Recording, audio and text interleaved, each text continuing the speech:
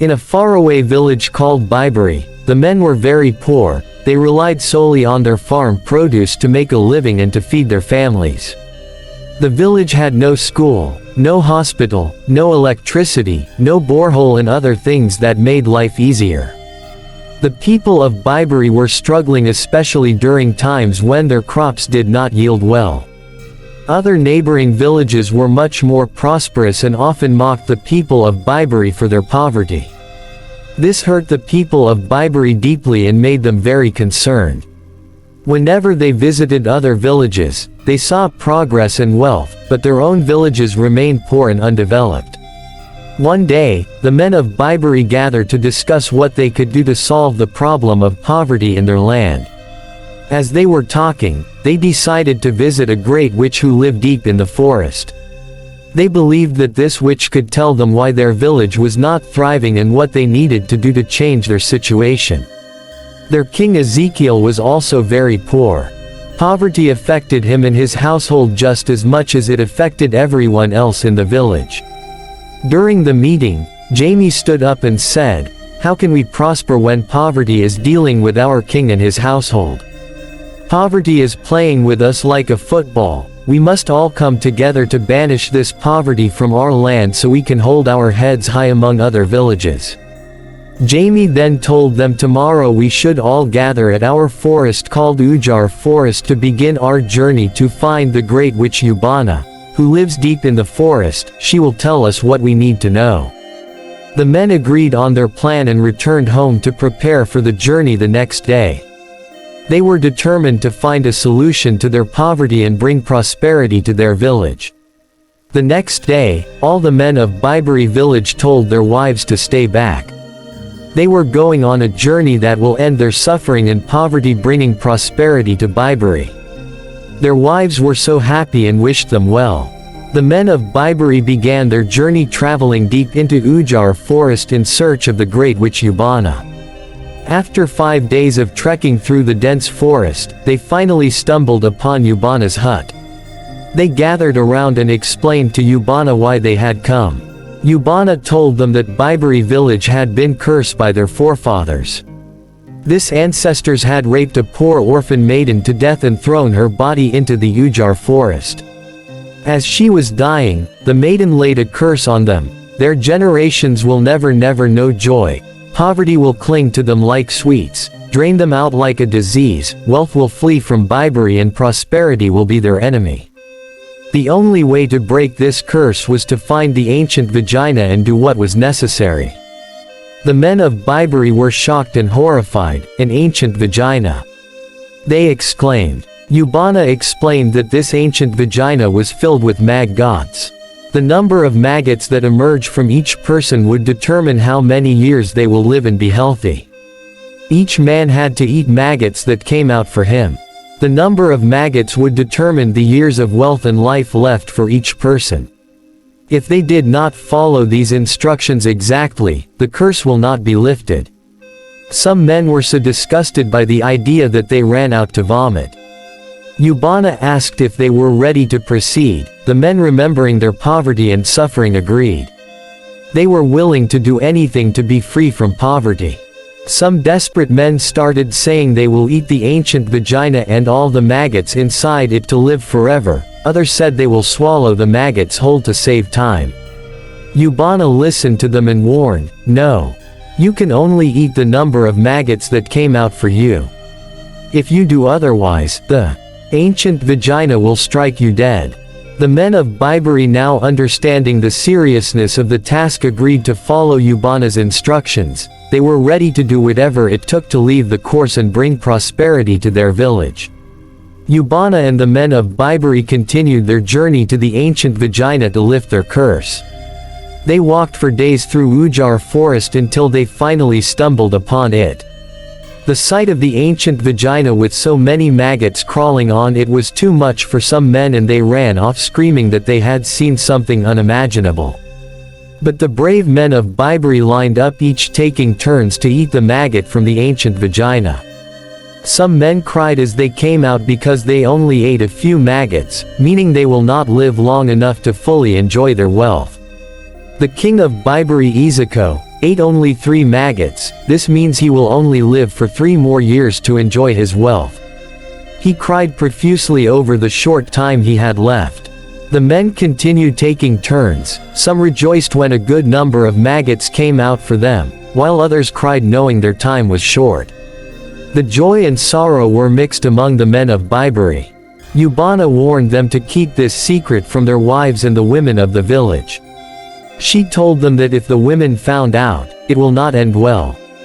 Eubana repeated her warning several times, stressing the importance of secrecy. She assured them that the men who ran away will not remember anything about what had happened or the path to the ancient Vagina, as she had wiped their memories.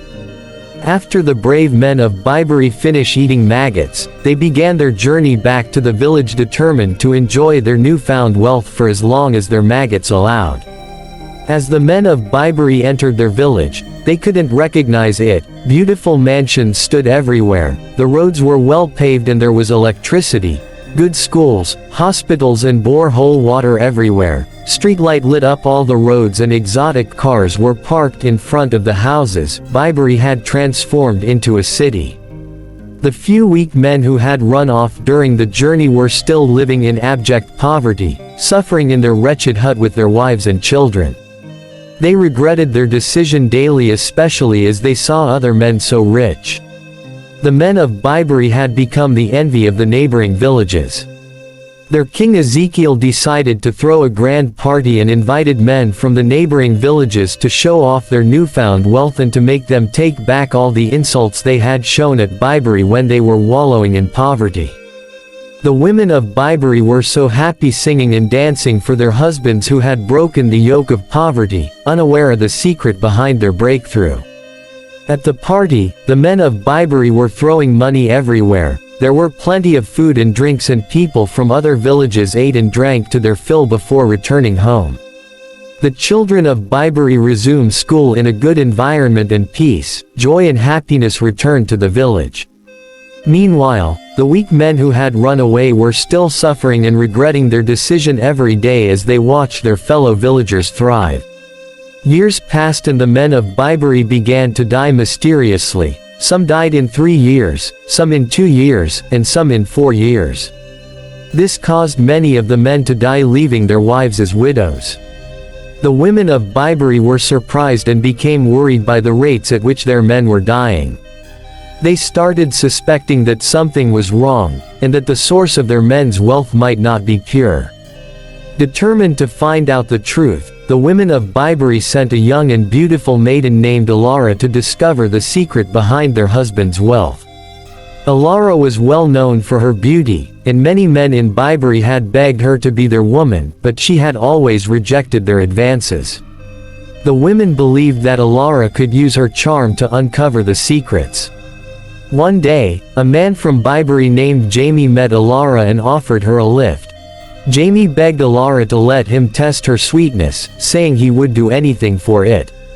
Alara saw this as an opportunity to learn the secrets of Biberi's wealth. She told Jamie that if he wanted her, he must first reveal the secret of Biberi's wealth to her. In his eagerness, Jamie agreed and excited about the prospects of being with Alara. Jamie eagerly spilled the secrets. He told her about the ancient Vagina with maggots and the deal with Eubana. After he finished, he demanded his reward. Alara, clever as she was, told him that their meeting place must be the ancient Vagina in the Ujar forest so she could see it for herself. Although shocked, Jamie, driven by his desires, agreed and took her there. As they walked through the forest, Jamie talked about how he had longed for this moment and how many rounds they will have together. They finally stumbled upon the ancient Vagina crawling with maggots. The sight horrified Alara and she immediately ran back, screaming and shouting that her eyes has seen horrors.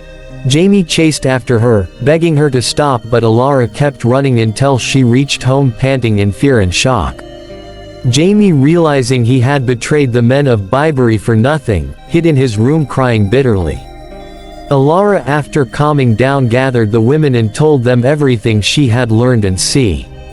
The women of Biberi decided to visit ancient Vagina themselves to destroy it and stop their men from dying. The next day, Alara led them into the Ujar forest. After days of walking, they finally reached the ancient Vagina. The sight of the maggots crawling out of it terrified them and they ran back to the village screaming in horror. When they arrived back in Biberi, they saw that their village had returned to its former state of poverty, even worse than before. The women of Biberi fell to the ground crying profusely, realizing they had destroyed the source of their temporary wealth. They had beaten the hand that fed them and now their village was back to suffering.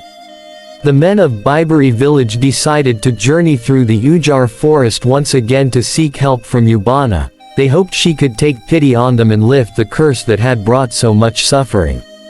When they reached Ubana's hut, they pleaded with her, explaining that their village had returned to terrible poverty and that many men had died. They begged her to lift the curse placed on their ancestors by the spirit of the maiden who have been wronged. After hearing their pleas, Ubana agreed to help. She led them back to the ancient Vagina. Upon arrival, Ubana began to perform rituals and plead with the spirit of the poor orphan maiden who had been raped to death by the men of Biberi many years ago. After many rituals and prayers, the ghost of the young maiden appeared. She listened to Ubana's pleas and the apologies of the men. Moved by the sincere repentance, the ghost of the maiden lifted the curse of poverty from Biberi village. She told the men to return home and assure them that prosperity will now return to their village. With these words, the ghost vanished and the men of Biberi returned to their village filled with joy and excitement. Back in Biberi, the village thrived and prospered once more. Joy, peace and happiness returned to their land. To celebrate lifting of the curse, the village threw a grand feast. There was music, dancing and laughter as the people of Biberi celebrated the return of prosperity to their village. Moral lesson: the story of Biberi village teaches us the importance of facing and correcting past wrongs. It shows that through repentance and seeking forgiveness can lead to redemption and restoration. Holding onto secrets and avoiding responsibility can lead to greater suffering. But acknowledging mistakes and making amends can bring about healing and prosperity. Thank you so much for watching. If you enjoyed our video, please subscribe for more tales like this. Thank you.